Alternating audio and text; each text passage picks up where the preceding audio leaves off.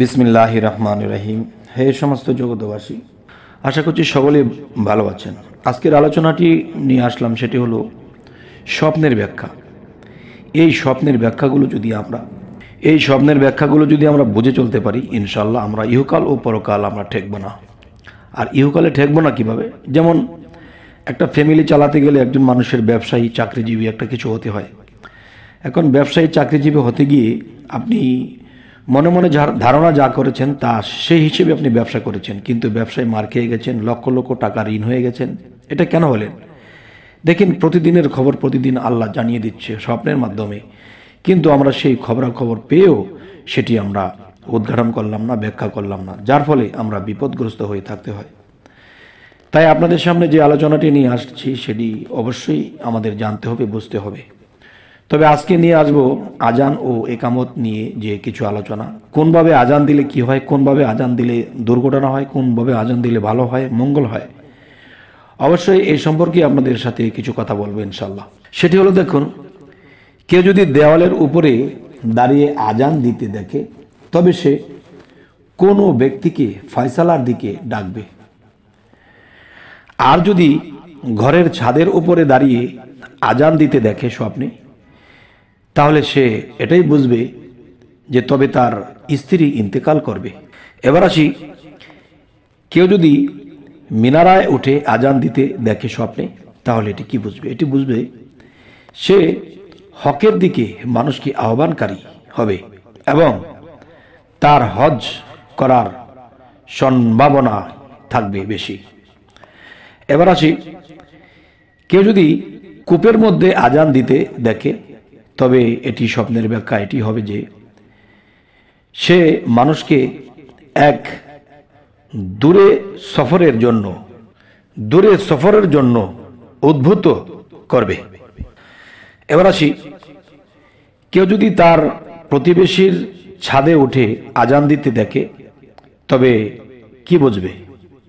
তবে সে তার প্রতিবেশীর স্ত্রী বা প্রতিবেশীদের সাথে খিয়ানত করবে। নাউজুবিল্লাহ।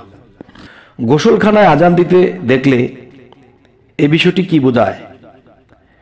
যদি স্বপ্নে গোসলখানায় আজান দিতে দেখে, তাহলে দুনিয়া ও আখিরাতে কোনো দিয়েই কল্যাণকর নয়, অকল্যাণই তার হবে, এটাই বোঝা যায়।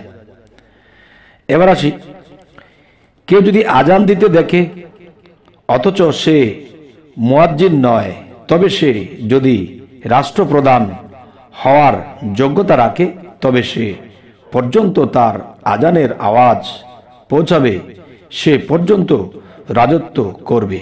সুবহানাল্লাহ, আলহামদুলিল্লাহ।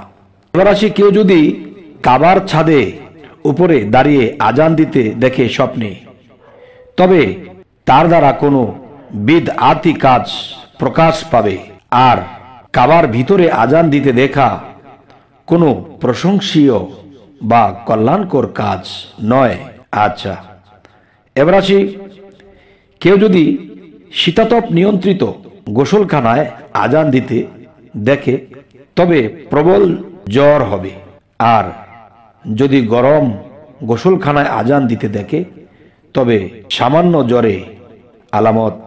এবার আসি, কেউ যদি কোনো টিলার উপর দাঁড়িয়ে আজান দিতে দেখে স্বপ্নে, তবে কোনো গ্রাম্য লোকের নিকট হতে রাজত্ব লাভ করবে, আর যদি রাজত্ব করার যোগ্যতা না রাখে, তবে কোনো লাভবান ব্যবসা বা কোনো মনমতো পেশা হতে আসবে। এবার আসি, কেউ যদি আজানে কোনো কিছু বাড়িয়ে বা কমিয়ে দিতে বা কোনো পরিবর্তন করে দিতে দেখে, বা আজানের যে কথাগুলো আছে এই কথাগুলো যদি কেউ বাড়াতে চায় বা কমাতে চায়, বা কমিয়ে ফেলেছে বা বাড়িয়ে ফেলেছে, তবে সে বাড়ানো কমানো হিসেবে মানুষের উপর অত্যাচার করবে। নাউজুবিল্লাহ, আস্তাগফিরুল্লাহ। এবার আসি, কেউ যদি রাজপথে আজান দিতে দেখে আর লোকটি যদি সৎ লোক হয়, তবে সে মানুষকে সৎ কাজে আদেশ এবং অসৎ কাজে নিষেধ করবে, আর যদি ফাসাদি বা অনিষ্টকারী হয়, তবে তাকে হত্যা করা হবে। নাউযুবিল্লাহ, আস্তাগফিরুল্লাহ।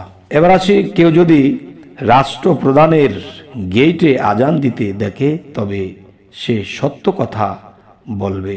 আচ্ছা, তবে হে সমস্ত জগতবাসী, কারণ এই যে চ্যানেলটি আপনাদের সামনে উপস্থিত করা হয়েছে, তো এই চ্যানেলটি আপনারা অবশ্যই চোখ রাখবেন, কেননা আজান বিষয়ে যে কথাগুলো বলা হলো হয়তো পরের পর্বে অন্য সাবজেক্টে পাবেন। একটা একটা করে সাবজেক্ট যখন শেষ করা হবে তখন মানুষের এটি শিখা হবে।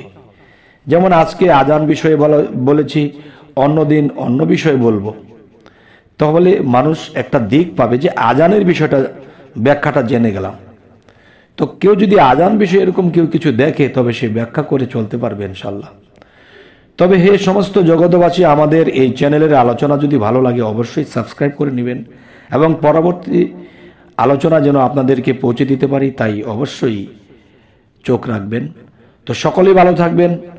আল্লাহ হাফিজ।